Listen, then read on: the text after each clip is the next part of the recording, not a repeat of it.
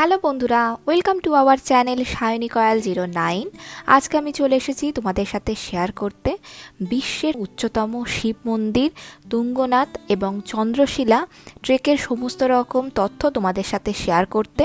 তো ভিডিওটি শুরু থেকে শেষ পর্যন্ত অবশ্যই দেখতে থাকো।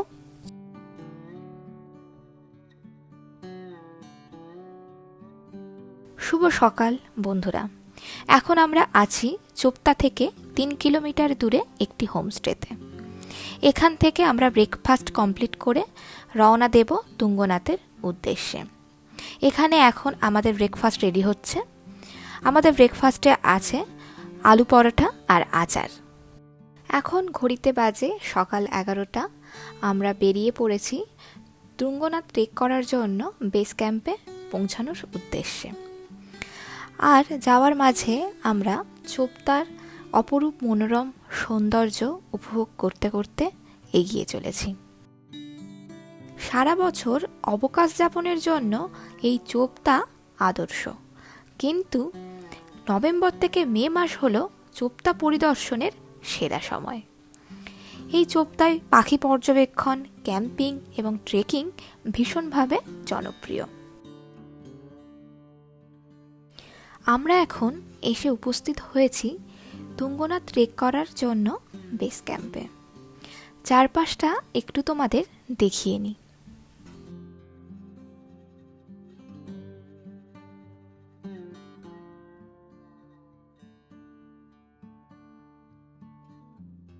ভোলে বাবার নাম নিয়ে আমাদের তুঙ্গনাথ ট্রেক স্টার্ট করছি।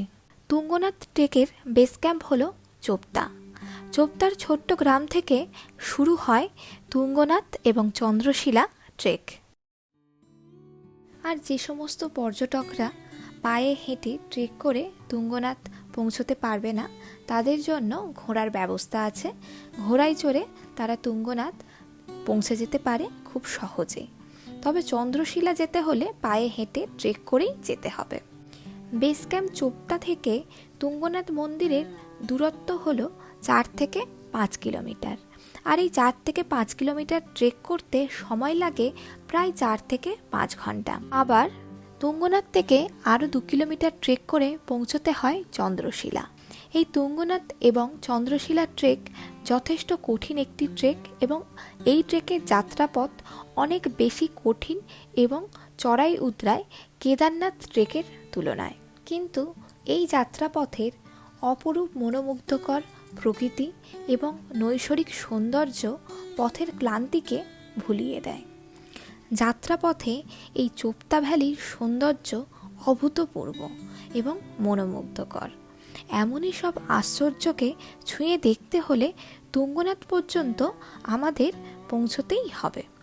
আর তার একমাত্র উপায় রডোডেন্ড্রনের ছায়া ঘেরা চড়াই উতরায় এই ট্রেকিং পথ বরাবর হেঁটে চলা। চোপতা সমুদ্র পৃষ্ঠ থেকে প্রায় 9000 ফুট উচ্চতায় অবস্থিত।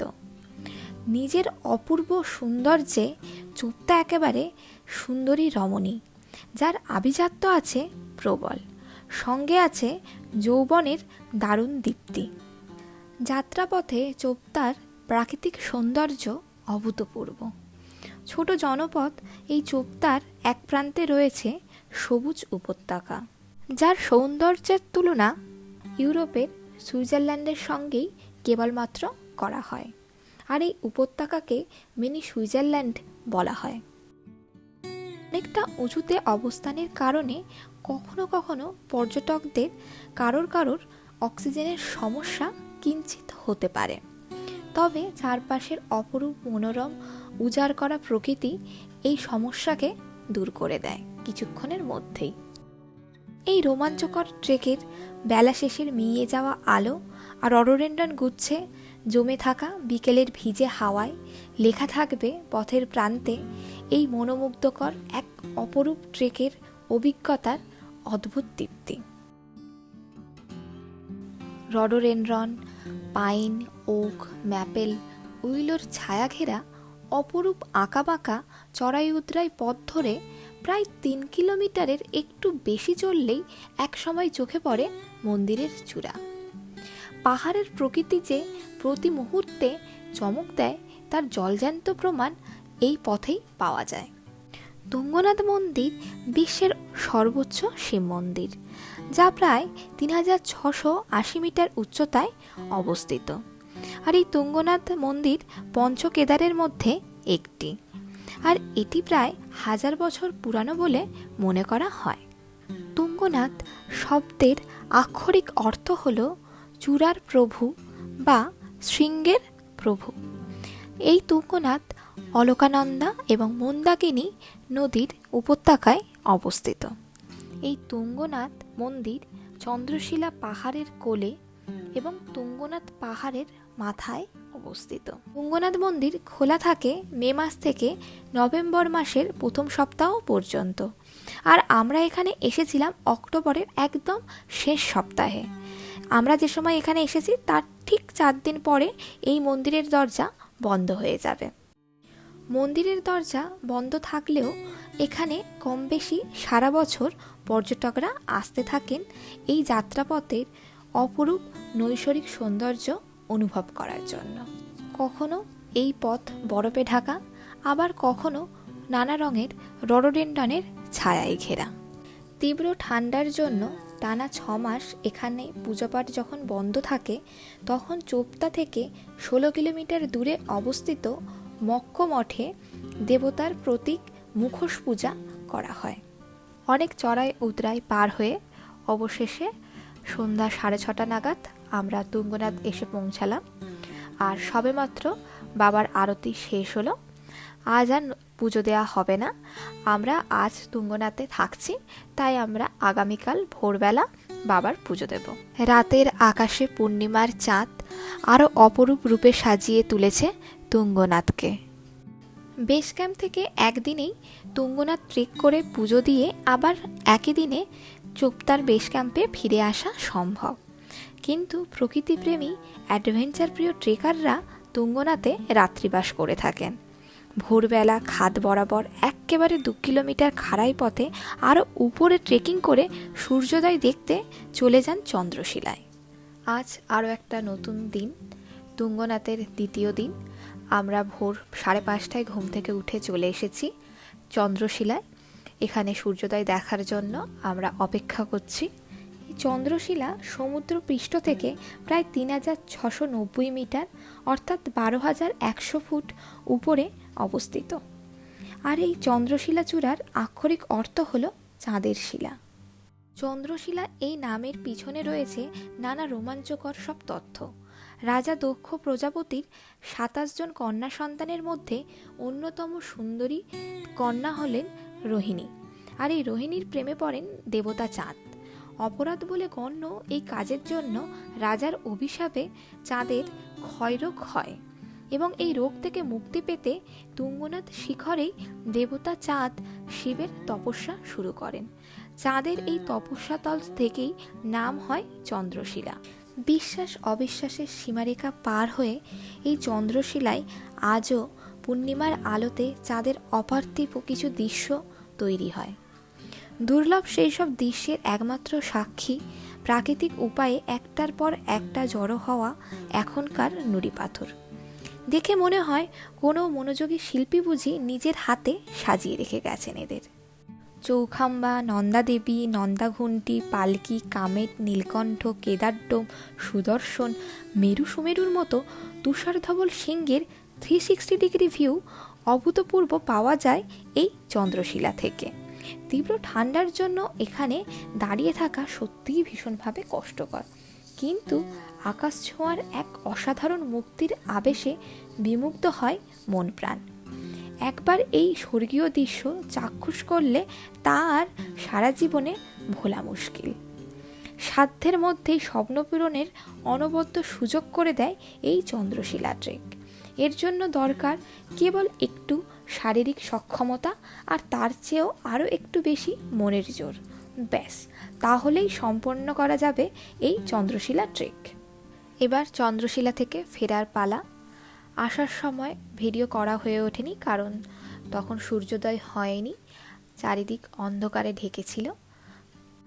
আর এই চন্দ্রশিলা আসার রাস্তা মাত্র 2 কিলোমিটার, কিন্তু এই 2 কিলোমিটার ট্রেক করার রাস্তাটা কতটা ভয়ঙ্কর সেটা আশা করি তোমরা দেখতে পাবে। চন্দ্রশিলা থেকে সূর্যোদয় দেখে এবং মন ভরে সেই প্রাকৃতিক মনোরম পরিবেশ উপভোগ করে ফিরে এসে তুঙ্গনাথ মন্দিরে পুজো দেওয়ার জন্য পুজোর প্রসাদ কিনে যাচ্ছি বাবার কাছে পুজো দিতে। তুঙ্গনাথে এসে থাকার জন্য তেমন কোনো সুব্যবস্থা নেই। এখানে পাহাড়ের কোলে মন্দির কমিউনিটির গেস্ট হাউস আছে, আর হাতে গোনা কয়েকটা হোমস্টে আছে, যেগুলো মাথা গোঁজার জন্যই যথেষ্ট। এখন ঘড়িতে বাজে সকাল 7টা।